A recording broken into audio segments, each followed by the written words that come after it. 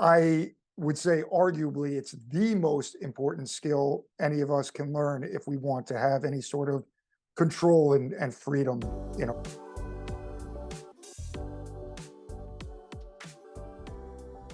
Brett, welcome to the Book Thinkers Life Changing Books podcast. How are you feeling today? Feeling great. Thank you so much for having me today. Yeah, I'm excited for the Book Thinkers family to learn a little bit more about your book. For those that are not familiar with you, your book, your business, could you introduce yourself to everybody? Sure, by all means. So my name is Brett Knopf. My business is KnopfKnows Solutions. I purposely chose solutions to be part of my company title because that's my focus. And the focus of the book as well is really to help block out the noise and the distractions and really just key in on fundamentals and things that are going to move us forward as linearly, as directly, as efficiently, as effectively as possible towards whatever it is that we are trying to accomplish. So I do that through coaching, consulting, the book, digital education courses, speaking, workshop stages. The dissemination method is varies, but central thesis remains the same. Let's figure out what you want to do and how to use your time wisely to drive directly towards it. Well, let me kick off with the first non-introductory question here. So, everyday people, extraordinary sales success. I know when I was in college getting ready to graduate, deciding what career path to go down, I wanted to be a salesperson. But I think that, especially for me at the time before getting into the personal development world, there's a lot of criticism on that word sales. You think of snake oil salesperson, aggressive car salesperson. So, why do you think sales is an important skill set to learn more about, to hone in on, and to control in our lives? For the reasons you just mentioned, for sure. Myself included, had very negative association with sales. As a result, I was terrible when I first got rolling in my first formalized sales job. Uh, you know, it's important to deconstruct that and to help people focus on creating wins all around in their sales process. I mean, everything is a sale, interpersonal relationships, being a father, being a husband, a wife, a friend. It's present everywhere. So the more that you know how to do it with integrity and with the intention of helping the end user, the better everyone is going to be. And just from a career perspective, being able to do the things in your life that are important to you and to help other people ideally is part of the equation in things that are important to you. You need to make money to do so. The best way to make money, uncapped, untethered, is to sell. The best way to not be beholden to toxic work environment, leadership teams that don't care about you on a personal level, is to be able to sell. So I would say arguably it's the most important skill any of us can learn if we want to have any sort of control and freedom in our lives. What was that first formal sales job that you had? Without utilizing names here out of respect, I was selling advertising space in the programs and yearbooks that you see at ball games, college campuses, pro sports, and whatnot. I focus more on the collegiate side of things, but we were selling to contractors that did the work on the stadiums and anywhere on campus, telling them that when they took out advertising space in these programs, all the administrators, all the decision makers were going to see it and look upon it favorably. So for the low cost of $9,500 for a full page ad, you'd be in good graces. And in my 300, 400 calls a day, roughly 300 to 400 of them would say, "Guy, this construction's a bid-based business. They're going to go with the best bid." Click. So I was selling Yeah. something that really did not benefit the end user, and I felt terribly about it. And once again, as a result, I was not particularly good at it, but I learned a ton that carried me moving forward in my sales leadership career thereafter. I've got two questions to follow up with that. Why did you go into sales? And then since you say you were bad at it, why did you stay in sales? Great questions. So I read Rich Dad, Poor Dad by Robert Kiyosaki about 20 years ago. And one of the things that stood out to me was essentially what I just parroted a few minutes ago is sales is a skill that people are scared of. Um, they don't want to push people. They don't, any number of reasons. You got to run full steam towards that if you're going to have as much success as you're capable of. And success can be defined differently by different people. I define it as, having that freedom to control my time and freedom to invest in things that are valuable to other people, nonprofits and charity and things along those lines. That's something that's a driver for me. So in any event, I was scared of it. I was uncomfortable with it. I respected this person's words and everything else in that book. So that was the catalyst for me to get a formalized sales role. So that was one. Number two, as I continued to read, while I was there towards the tail end of this harrowing experience, I read the book Feel the Fear and Do It Anyway by Susan Jeffers. So while I stunk at it, I was scared of it as I continued to go through it. Now I'm in it, let alone the conceptual fear that I had leading into this, all of which was being actualized by my experience. I recognize that there's learning lessons to be drawn from this. There's plenty of good and applicable things that I can take from this and carry forward. So really what I need to do is find something that I care about on a personal level that undeniably benefits the end user, and I can take these failures and repurpose them into success for myself and other individuals that I would eventually be leading in this capacity. So I was able to really reframe it and repurpose it towards something very constructive and productive. And I'm grateful and happy to report that, 15 years ago when this was transitioning into the next stages of my career, it went well beyond what I could have ideally envisioned for myself in continuing on the path. That's amazing. I have a bunch of follow-ups for that, but I'm curious as to, we love books here at Book Thinkers, obviously, and we do a lot of reading, and we've all had different relationships with books, and our reading journeys have all been very different. So I'm curious as to what yours is. Like, did you start reading at a very young age? Like, how did that begin for you? Why did you read books? Was there somebody in your life that showed you that they were important? Like, what was your reading journey that got you started? Because you also mentioned a lot of books, and I've listened to a bunch of other podcasts that you've been on, and you mentioned a lot of books, and a lot of them which are some of my top favorite ones. So I'm just curious, like, how did that begin and start for you? That's cool, and I'd love to hear more about that at some point. I always enjoy talking about the things, books or otherwise, that have made an impact in people's lives. But in this particular case, my aunt was a huge reader. She was a school teacher in the public system in Manhattan for 30 years. And as an aside, one of the most interesting people in my life. She's lived in Manhattan for almost 40 years and, can be walking along and, tell you about the history of this leaf on this on I this love tree on that. 14th and 10th. But as an educator, her house, her apartment rather, was and continues to be just jam packed full of books. So whereas most of my book reading career in adulthood has been nonfiction, I started with fiction, and my first book that I recall reading, my first real book, was Stephen King's It when I was 11 years old. So this 1,000-page, horror story, which, through cognitive behavioral therapy, I've been able to draw some throughputs to certain things that I love that. may have stemmed from that.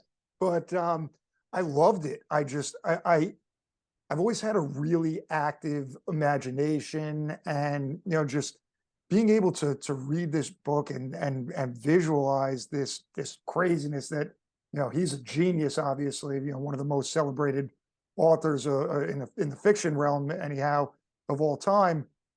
um, Really got me started. And it's cool because I was 11 years old. I'm going to be 42 in July.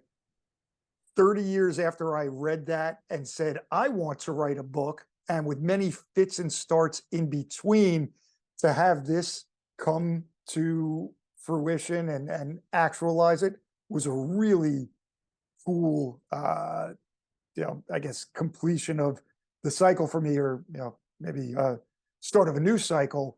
But my soon to be 5-year old also is loving books. I created a side bookshelf over here for him and his books. So when he saw my picture on the back of my book and just squealed with delight, like, what? You're on the book. This is your book. Wow. Was one of the coolest moments of my entire life. Oh, I'm sure. I have 3 kids of my own, and I'm also getting them into reading too. I encourage them to read things that are interesting to them at this point. I mean, I have a 6, 5, and 2-year-old, so they're still very young, but I can imagine how cool that was to have your kid like sit there and see your book with your picture. Man, that's amazing. Are you still a big nonfiction reader, or I mean a fiction reader, or do you tend to be more of a nonfiction now? I haven't read a fiction book in 2 decades at this point. Once I moved out of college, and into the professional world, it's mostly been about skill acquisition and studying success. That's my big, secret, so to speak, is who's doing the things that are of interest to me, uh, at the highest levels, and let me figure out what habits they have. Let me figure out what their mindset is and start applying that into my life. So I've read a lot of autobiographies. Just that's my bread and butter as far as the things that I love to read, and they've been hugely impactful for myself. But in my work, I'm able to then refer other people to these things because I hear a problem, or I hear, this is something that I'm interested in, and I can just boom, boom, boom, directly refer you to a resource that is going to ideally uh, shortcut the path to whatever it is you're trying to accomplish. I know Nick wants to ask a bunch of questions that have to do with your book, and we're going to get there. Just really quick though, you mentioned you've studied successful people. I'm wondering if you have any I don't know, any like common threads that you've seen among successful people that that you've used in your life that have worked really well. Big time. So I created, and when I say created, I borrowed from those folks that I saw the commonalities amongst, the people that I respected, and trying to model my game after. So I created this 6x6, which is my non-negotiable daily habits. And the 6x6 is gratitude. I wake up and I go to sleep saying thank you. Just putting that out there. Directly into meditation. Meditation was one of those ones that, speaking of fits and starts, it continues to be extraordinarily challenging. I understand why it's designated as a practice, but I've been going strong for a year and a half, every day consistently now with that.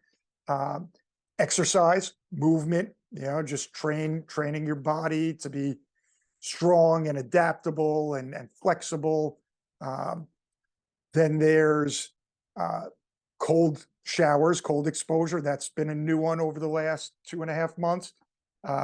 These guys, your Tony Robbinses, your Joe Rogans, these guys are like, put your Hmm. body and your mind under stress early and often, and it's going to make the external stressors that much more easy to navigate. They call it create your own struggle. So we've got that in the mix. Then there's education. I want to walk out of every single day with some valuable learning lesson, something to sharpen the axe from a skill perspective or a mindset perspective. And journaling. Journaling has been the biggest game changer out of all of it because it takes me off of autopilot. I'm writing down every single day my productive actions for the day. What went well? What can I do differently tomorrow or the next time a similar action arises? What was my biggest lesson of the day? What was my biggest win of the day?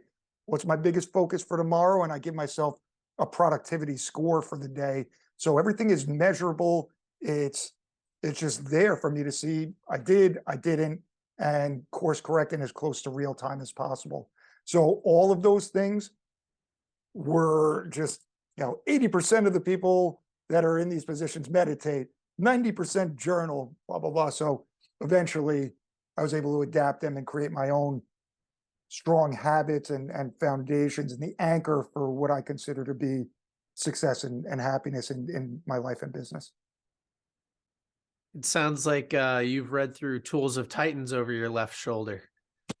Correct, Mundo. That was that 80% meditation one. That was exactly where that came from. Yeah, when I heard you say it, I thought, oh, that sounds like Tools of Titans. And then I looked over your shoulder. I saw Tools of Titans, Tribe of Mentors. I see Life Force because you just referenced the Cold Exposure with Tony Robbins. So some fantastic books.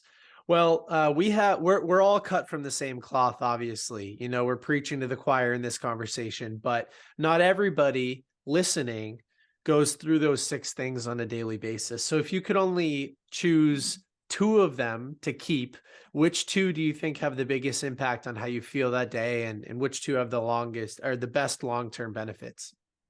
That's a great question. Exercise has to be number one. If your health isn't there, then really none of the other stuff matters. So, looking good, man.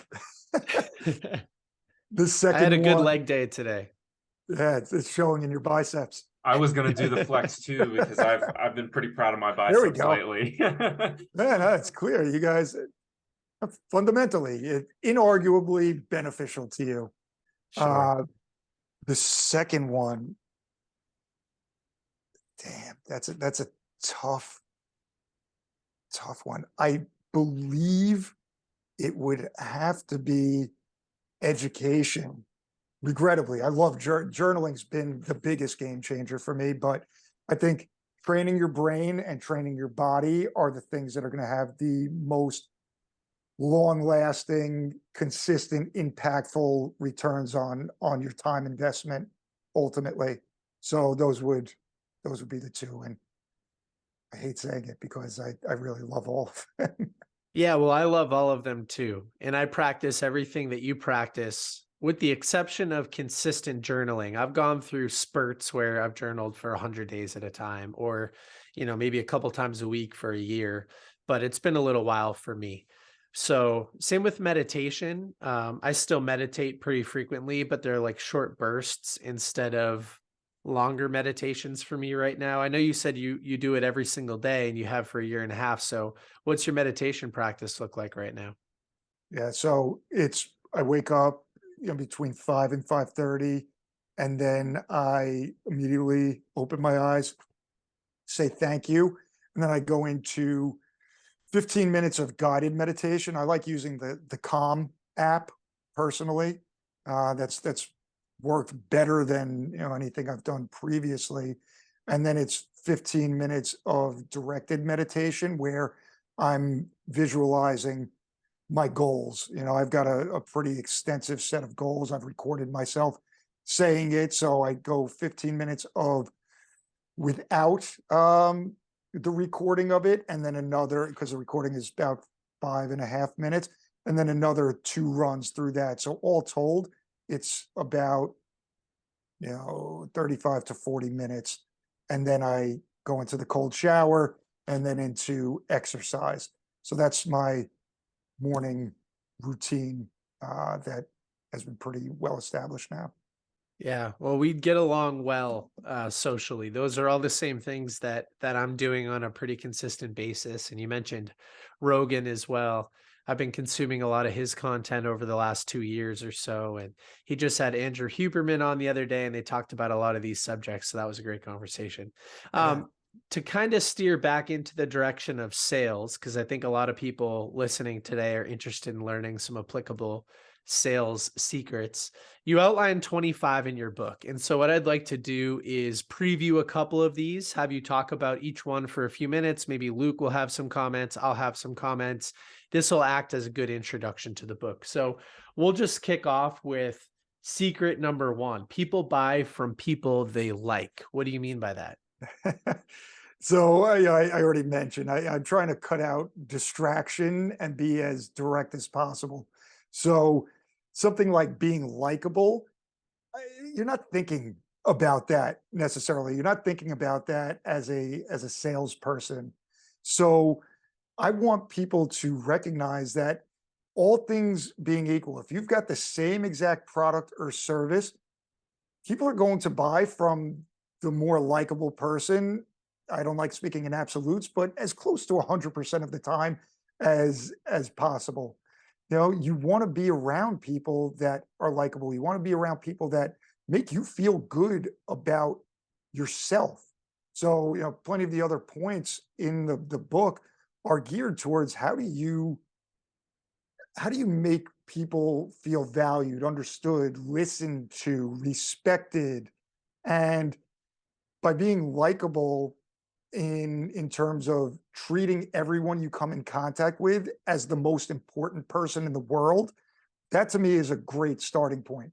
If you're just looking people in the eye and you are just interested in who they are, what they're doing, what are you trying to accomplish? Why are you buying this? What is this going to do for you? You know, directly, indirectly, people are going to pick up on that. They're going to like you, and they're going to be infinitely more likely to want to do business with you directly, but also refer other people to you. Yeah, and that's one of your other sales secrets, which maybe we'll dive into a little bit later. But I like that mantra that you just mentioned. You highlighted in the book. I highlighted it as well. To treat every single person as if they're the most important person in the world. And so it's interesting how people buy from people they like. So you want to be likable, but the best way to be likable has nothing to do with you. It has to do with the other person. So it's kind of funny to think about it that way, but it makes complete sense that by being curious and interested, you'll then be interesting and likable. That's a Correct. cool hack. What's the difference between trying to be likable and people pleasing?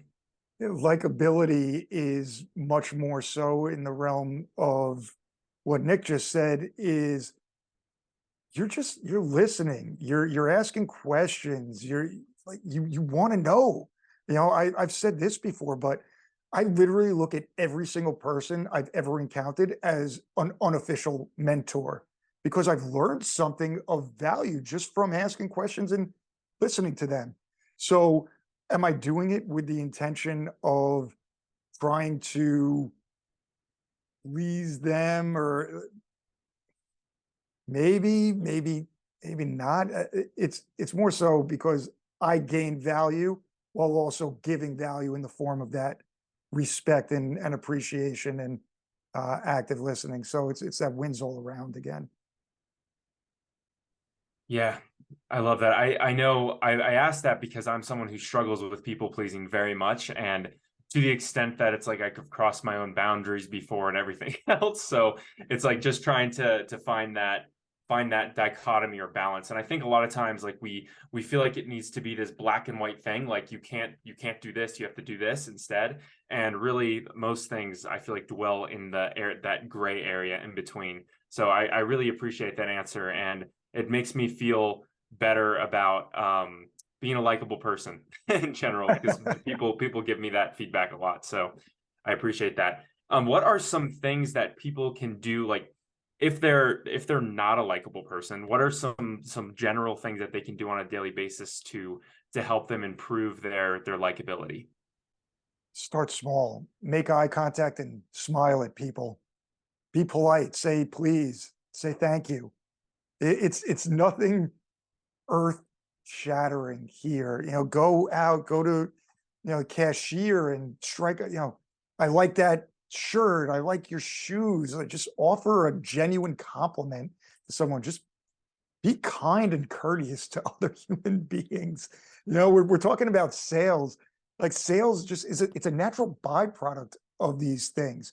It doesn't have to be anything much more than that in a lot of cases, in my humble opinion. As long as what you are selling directly addresses the problem or the concern of the end user, you're good to go if you're just getting out there and having a fun and genuine and authentic conversation with another human being. Yeah, Brett, what you just said reminds me, we had somebody in here filming content the other day, an author, and he said over his career, he's a little bit older now, he's probably interviewed 10,000 people. And he said, he kind of jokingly said this, but and by the way, interviewing is selling yourself. It's a form of selling under the microscope, mind you. But he said, you want to differentiate yourself, show up early, shake hands, make eye contact. That's it. Like, that's how you differentiate yourself, because most people just aren't courteous. They're not selling themselves well. And if you live in a place sometimes like New York City, where the number of people is so massive that other people are seen as almost like a hindrance or a problem, right? That's a little bit of Rogan right there. He says, when you live in such a populated area and other people become an inconvenience, you don't treat each other as well. You're not selling yourself well if you're not showing up early, shaking hands, making eye contact, smiling, and saying please and thank you. So that's kind of where it starts, right? 100%. It's why not? It's like, just why not treat everyone you come in contact with as the most important person in the world? Like, where's the downside to that? There's so much upside. I think largely inarguably. So just do it, and you're gonna live a happier, more successful life, you know, regardless of anything sales driven. Yeah. Well, I'll tell a quick story. So my first official sales job was with this company, Collegiate Entrepreneurs, that taught that taught college students how to run their own house painting businesses. Now, when I was signing up for this, I didn't realize I'd have to do my own door-to-door selling. And so we start learning how to sell. We learned how to sell. At the time, I had a lot of social anxiety. I couldn't string together a sentence without 15 ums and ahs and buts, these verbal pauses. So we go out on the first day. I knock on the first door, and my sales mentor is shadowing me. And I forgot my entire script. I just knocked on the door. The woman answered. I said, "Would you like an estimate?" And she's like, "Who are you and for what?" And I felt so embarrassed, but I continued through the rest of that day, receiving the feedback that my sales mentor was giving me. And I ended up booking 4 appointments for me to go back and give a formal estimate. And I've come so far since those early days, but I just wanted to highlight to anybody listening today that you can be the world's worst salesperson like I was, and then improve your communication slowly over time by reading books like yours, implementing what you learn, and eventually, after getting all of this feedback, you can be better. You can be a better communicator. So I wanted to tie that story in real quick, help some people see you can go from where I was to where I am now. Let's jump into the next one. This one's a little bit more technical. I'm curious, if you're consulting for a small business and they don't have a lead tracking system in place, they don't have any type of formal CRM, what do you recommend they do? Yeah, you can start small with things. A simple Excel spreadsheet can do wonders for your sales success, for you, your team members, your organization. It's, you know, name, contact information, date last contacted, number of contacts, notes, follow-up dates, schedule. It doesn't have to be anything astronomical. You know, obviously it depends on the intricacies of your business, the funding of your business, what direction you want to go. But, you know, in the absence of tracking all of your interactions from inception point all the way through to people leaving your service or just stopping using your product or whatever the case may be, and the follow-up that goes into it, you are leaving opportunities on the table left and right. There's no way. It's similar to what I'm talking about with journaling. The reason I've been able to become much more efficient and effective in my business and life is because I'm taking inventory. I'm tracking everything every day. So I've got my calendar in front of me and nothing's slipping through the cracks because I'm aware of it and operating with intention. And I think that with a CRM system for people, you're operating intentionally, you're tracking things, which makes it measurable so you can see what's working, what's not working, and make whatever adjustments you see fit. Yeah, I think it's extremely important. I think after reading a bunch of books on selling, I think the number one thing people probably or the number one area for improvement is follow-up across the board.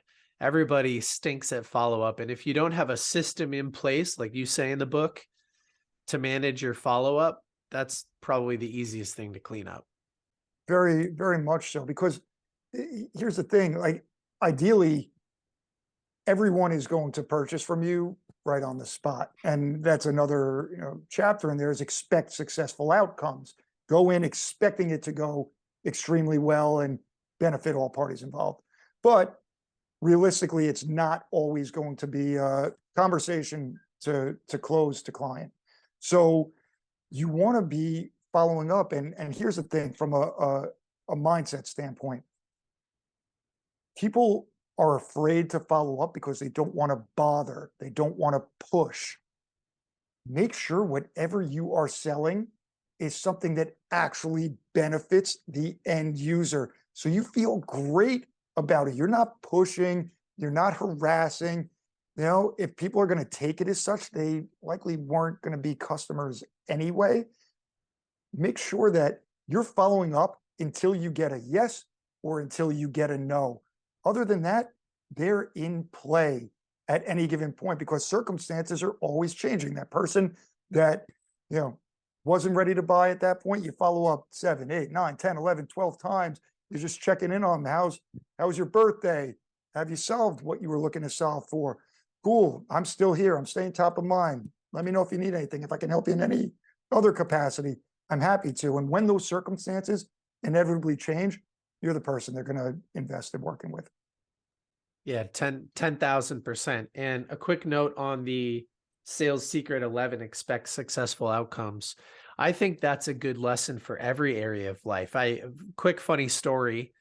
Yesterday was Easter. And so sitting around the table, my mom, now that my brothers and I were all older and our significant others are there, she does scratch tickets. Like we do like a little quiz game, you get some scratch tickets. And going into it, everybody is like, I never win these things. I never win these things. And I said, I always win these things. I'm expecting a successful outcome. And I won $50 on a $10 card, but I knew that I was going to win. I just expected it. It becomes a part of the process. I know I'm going to win and I'll state it to the world. So if you Love state that. it to the world, it'll conspire to assist you, right? No, So I I just wanted to 100% add that agree. in. One of the things that I journal, I failed to mention this earlier, but I have affirmations and statements like treat everyone as the most important person in the world. One of the things that I write down every day, or two things that are in line with this, are your successes for certain and what can go right.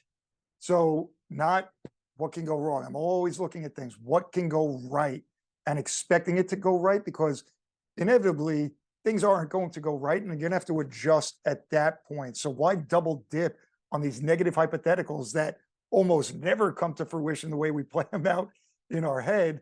Instead, expect it to go well, mentally rehearse it going well. And if it doesn't, then you'll adjust and make the course corrections in real time or reflect in the aftermath.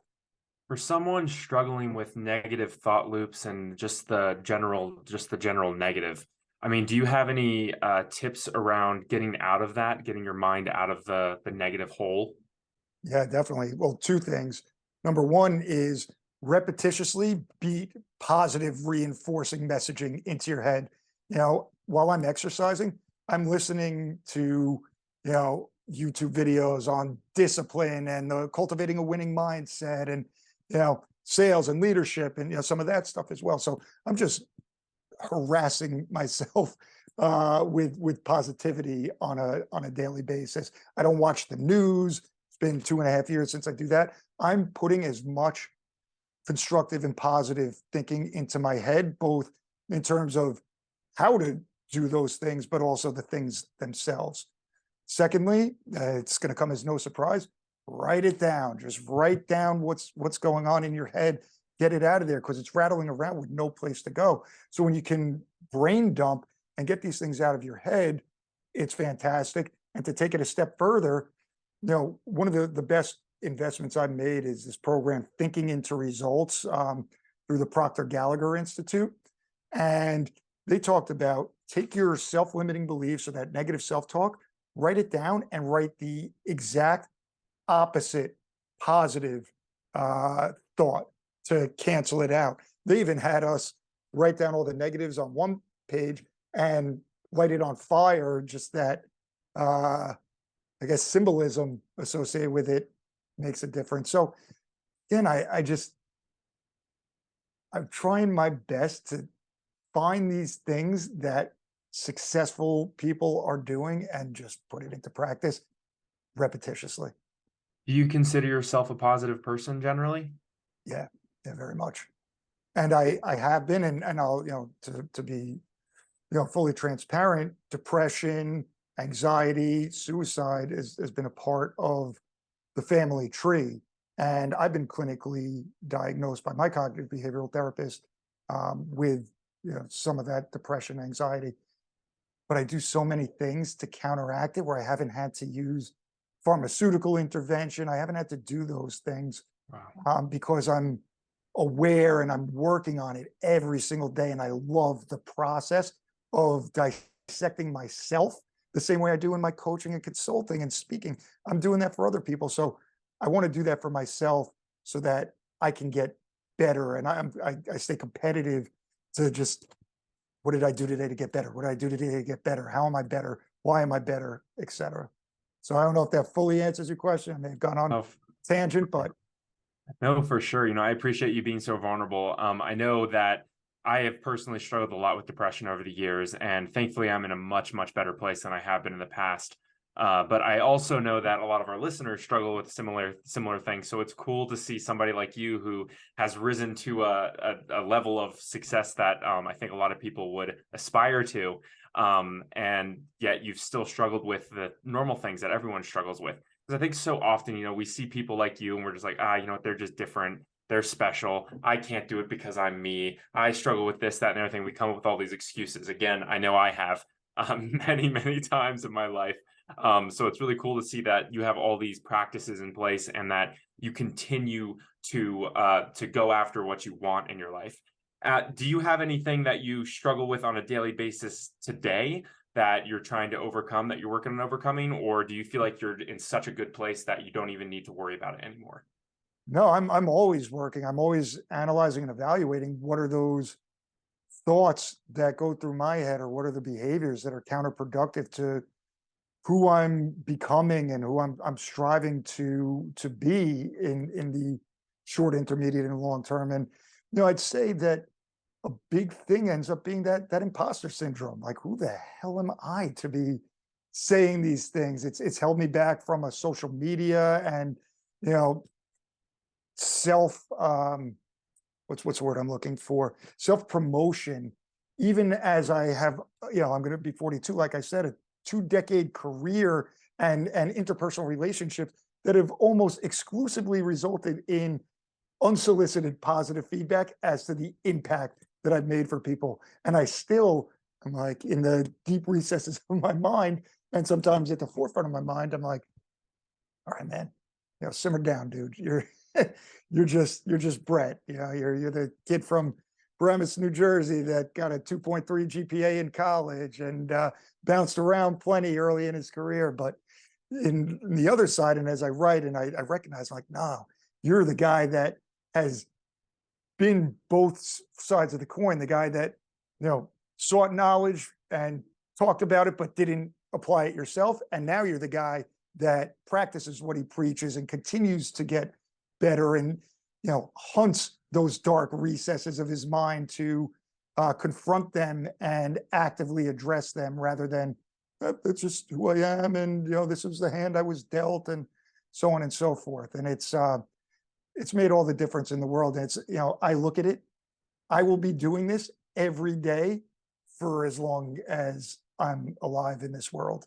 And I love that. I love that I have the opportunity within the process and the discipline and the habits to actively get better.